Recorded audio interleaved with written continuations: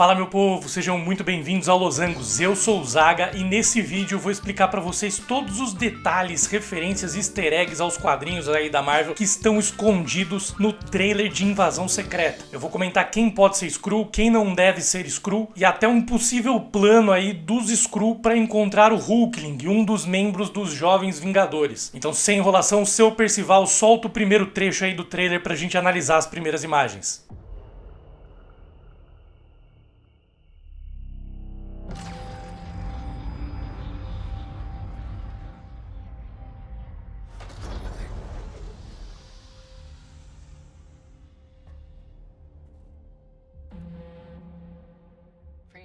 O trailer abre com um lugar isolado no meio do mato e um feixe de luz transportando uma nave alienígena para a Terra, trazendo Nick Fury de volta ao planeta. É legal que no começo a imagem fica distorcida e a iluminação dá a entender que é alguma raça alienígena com cabeça e pernas finas e compridas, já dando essa ideia de invasão alienígena que é o tema da série. Conforme o Fury avança, começamos a perceber que era ele. Isso também casa com o tema da série de que as aparências enganam e a gente não pode confiar em ninguém. Pra quem não lembra, é legal a gente comentar que a última vez que a gente viu o Nick Fury no MCU foi na cena pós-créditos de Homem-Aranha Longe de Casa, quando a gente descobre que o Talos, o Skrull interpretado por Ben Mendelsohn, estava se passando por ele na Terra e o Fury estava na base espacial ali orbitando a Terra. Não sabemos ainda quanto tempo faz que os dois trocaram de lugar, mas o próximo trecho do trailer indica que pode ser muito mais tempo do que a gente imagina.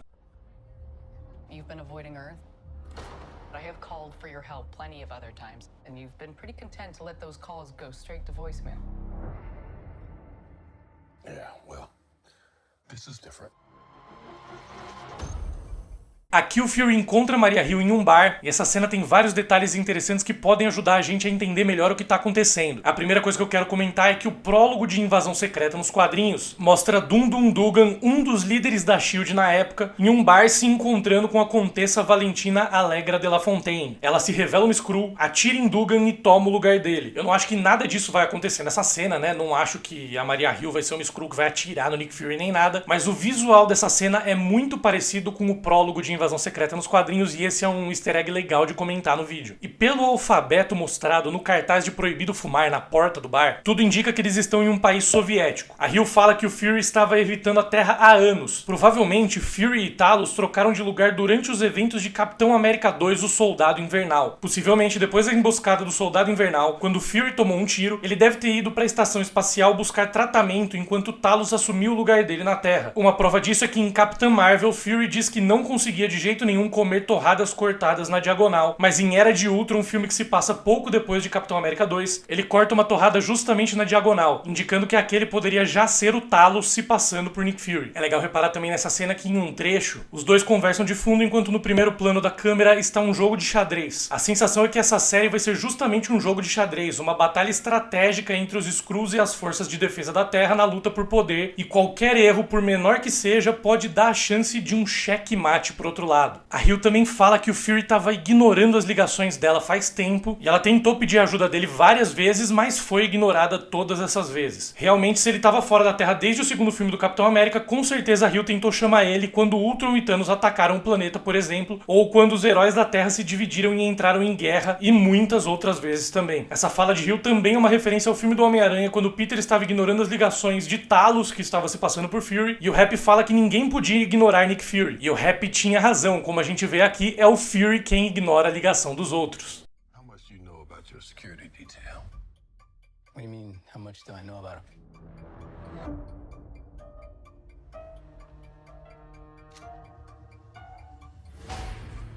Fury?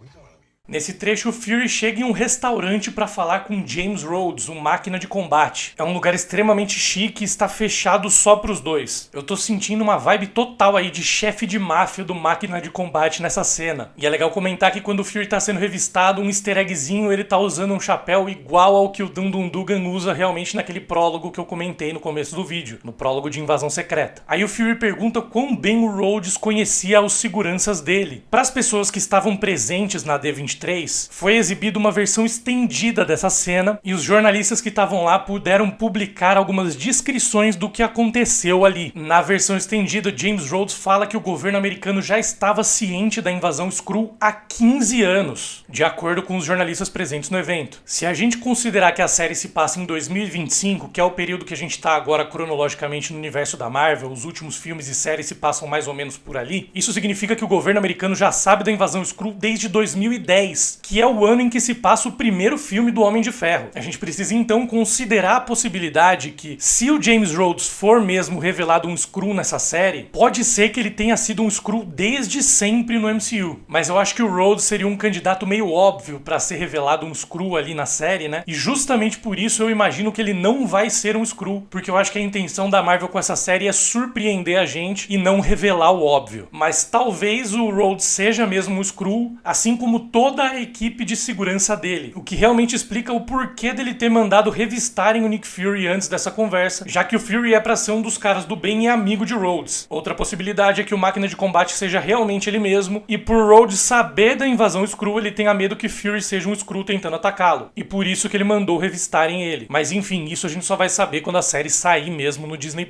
Depois nós vemos uma imagem de Martin Freeman no papel de Everett Ross, voltando aí ao papel que ele já interpretou em Guerra Civil e Pantera Negra, e que ele também vai interpretar em Wakanda pra sempre. E ele parece estar disfarçado, assim como Fury, todo de preto, em um beco escuro e com um gorro também. Depois vemos uma mulher misteriosa pegando uma arma e um envelope que estava dentro de uma caixa em um armazém. No React eu achei que pudesse ser a Mystic Knight, mas claramente não é, por dois motivos. O primeiro é que é uma atriz diferente, e o segundo é que ela tem os dois braços, então não seria nenhuma variante, porque a Mystic Knight não tem o braço direito dela é biônico. Na cena seguinte, dois homens quebram um cadeado para tentar entrar em algum lugar com portas de ferro. Pelas roupas a gente consegue ver na continuação da cena que os dois homens eram Nick Fury e Talos andando por um beco. Provavelmente a ordem das duas cenas está invertida e eles andam por esse beco antes para então chegar na porta que eles estão arrombando. É legal reparar também que o Fury tá com uma arma em mãos, prevendo que vai ter encrenca por ali. Depois a gente vê a personagem da Olivia Colman e um outro homem armado ali, com vários corpos em macas e um brilho estranho. Dá pra ver que esses brilhos são na verdade espécies de algemas, envolvendo os pés, mãos e tronco dos corpos desacordados. Todos eles também têm as cabeças colocadas em um aparelho com um brilho estranho. Nos quadrinhos os Skrulls conseguem replicar naturalmente a aparência de outros seres, mas para replicar o código genético, memórias e tudo mais, para realmente serem eficazes na invasão e não serem descobertos, nem mesmo com amostras de sangue e DNA, eles sequestram as pessoas que estavam tomando lugar ao invés de matá-las. Essa cena pode estar mostrando justamente o momento em que os agentes encontram os corpos das pessoas que tiveram seus lugares tomados por Skrulls, ou pelo menos parte dessas pessoas. Nos quadrinhos também, no fim da guerra, o Homem de Ferro encontra uma nave Skrull flutuando na atmosfera da Terra, e é lá que ele encontra todos os heróis, heroínas e pessoas que os Skrulls tinham sequestrado. Também é legal lembrar que no filme da Capitã Marvel, os Skrulls usam um aparelho para analisar as memórias de Carol Danvers. Esses dispositivos brilhantes nas cabeças dessas pessoas capturadas podem ser justamente versões daquele aparelho, transmitindo as memórias dessas pessoas para cada Skrull que está se passando por elas. Eu sei que o visual é diferente, mas provavelmente aí, com anos de desenvolvimento, aí eles conseguiram uma tecnologia mais avançada e menor, já que Capitã Marvel se passa em 95. Então eles provavelmente tiveram 30 anos aí para desenvolver ainda mais essa tecnologia, já que a gente provavelmente está em 2025 no universo cinematográfico da Marvel no período dessa série.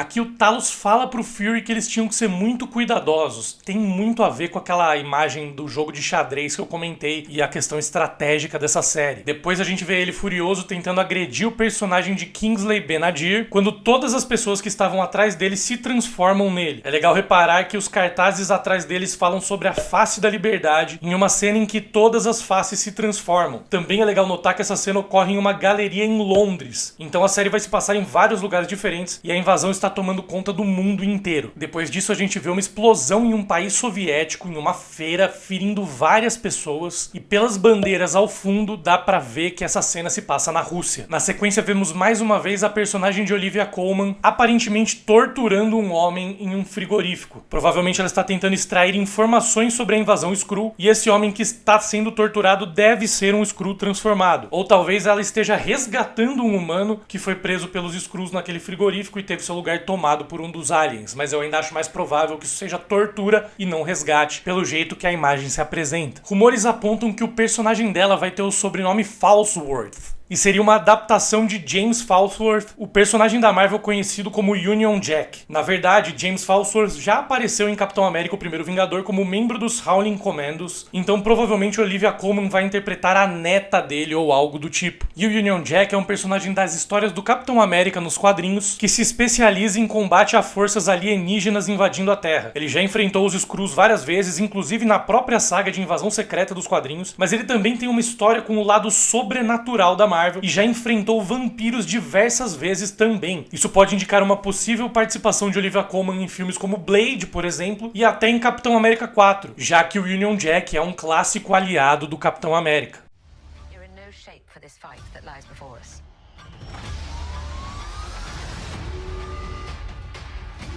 This is just the beginning. This is my war alone.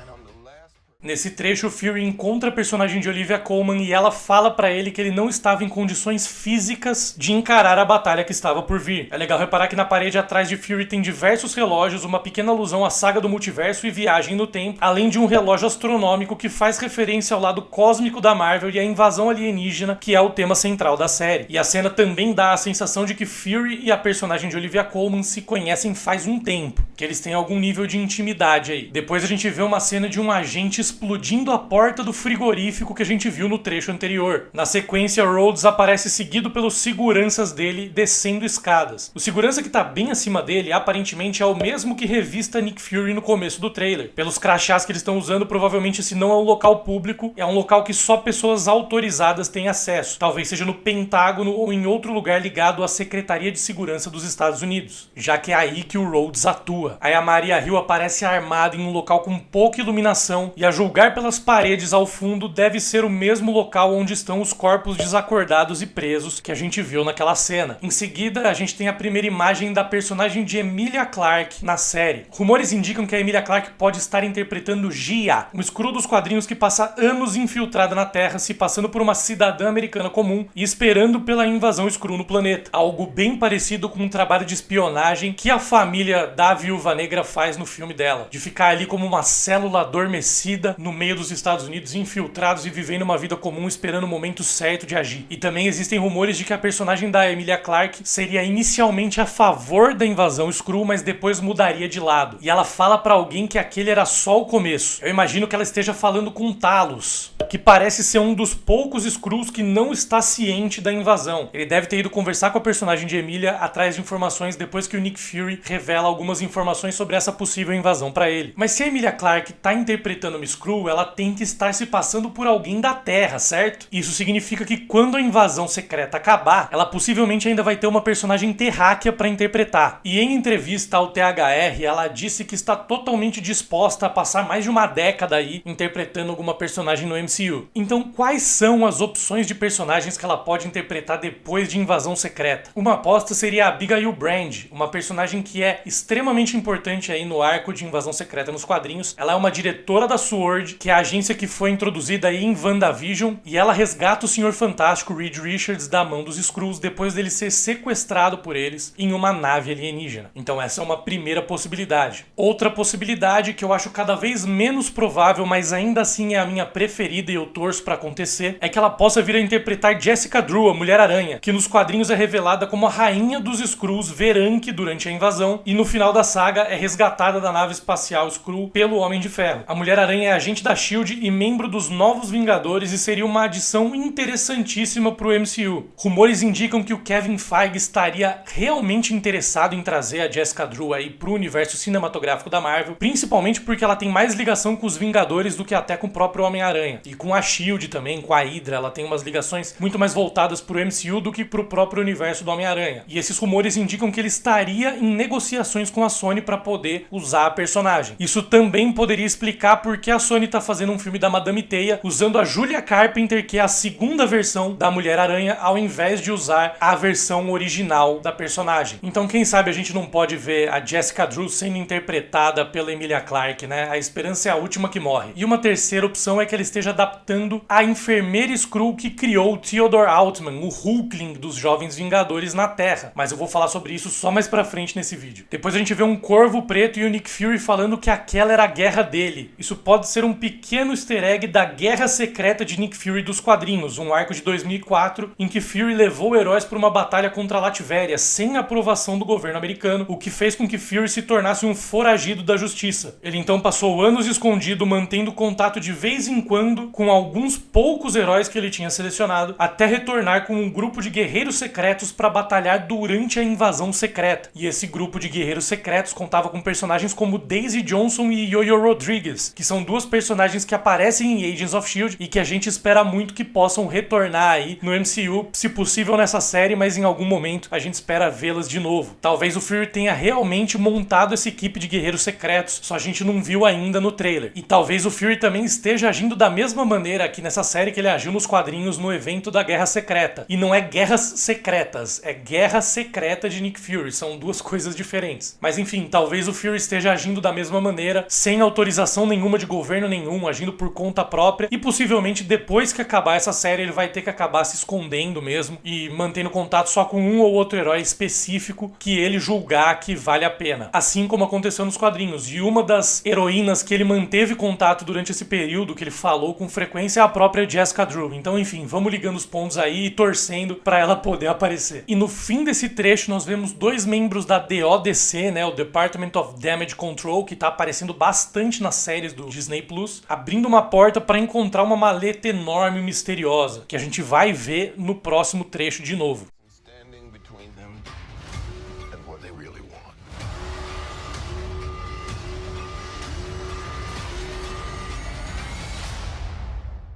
And what is that?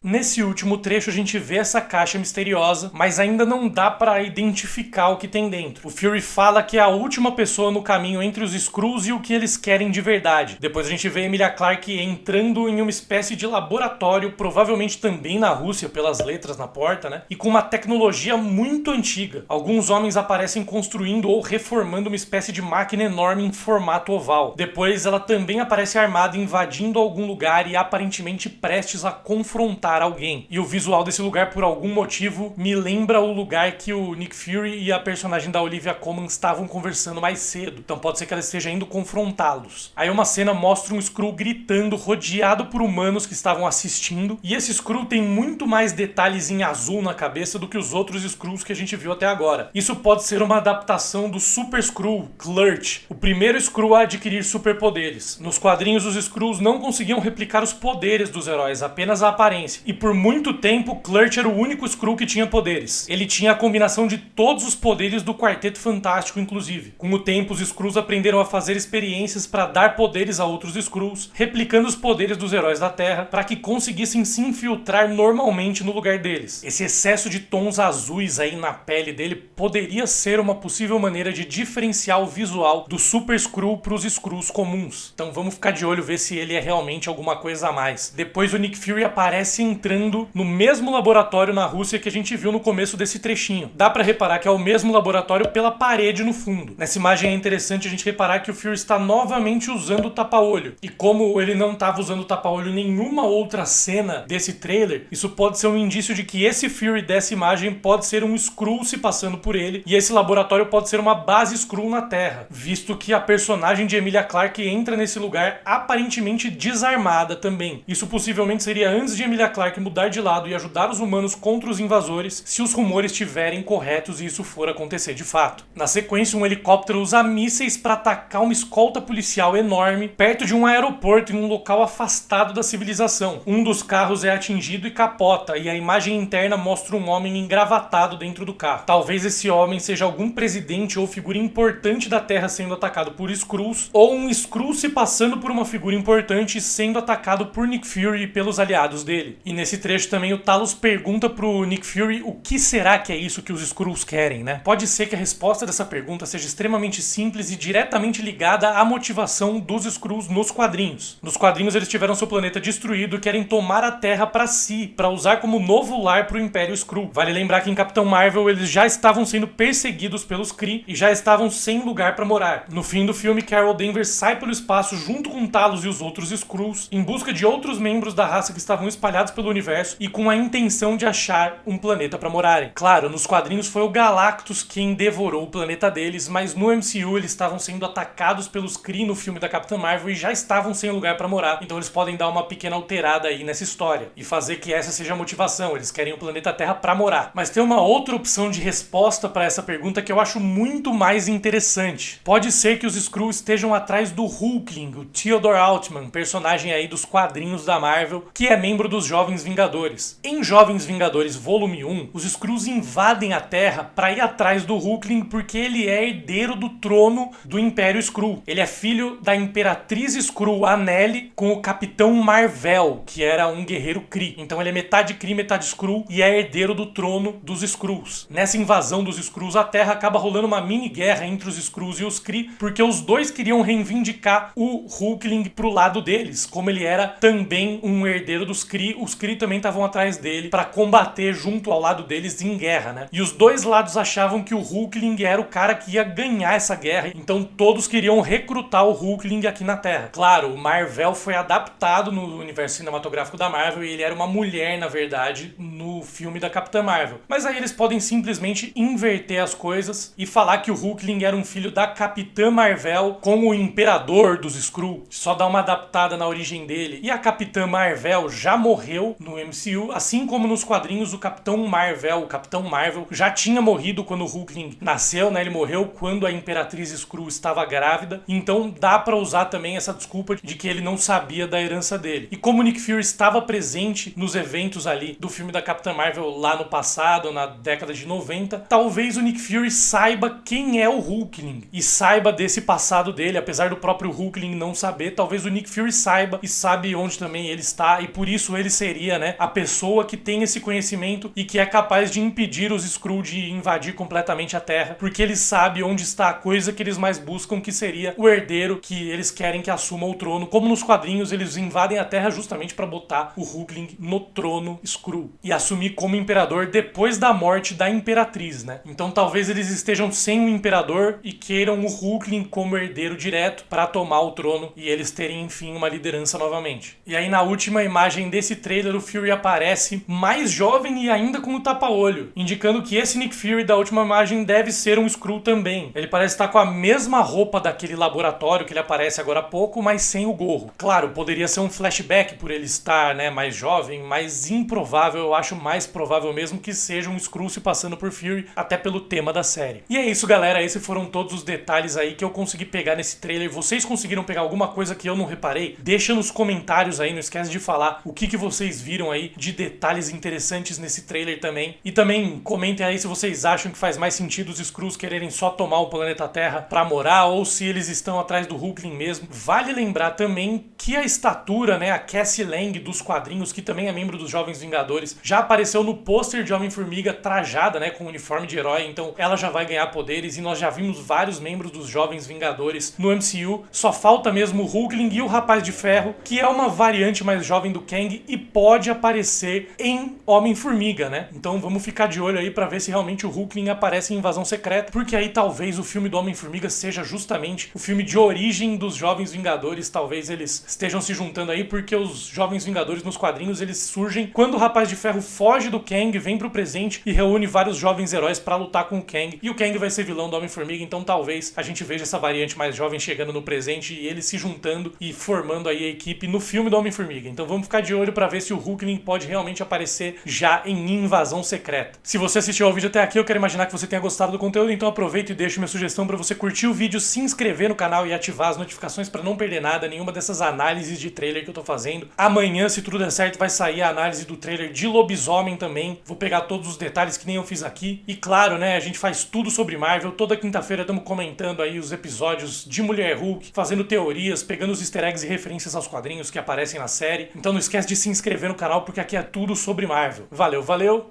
um grande beijo e até a próxima.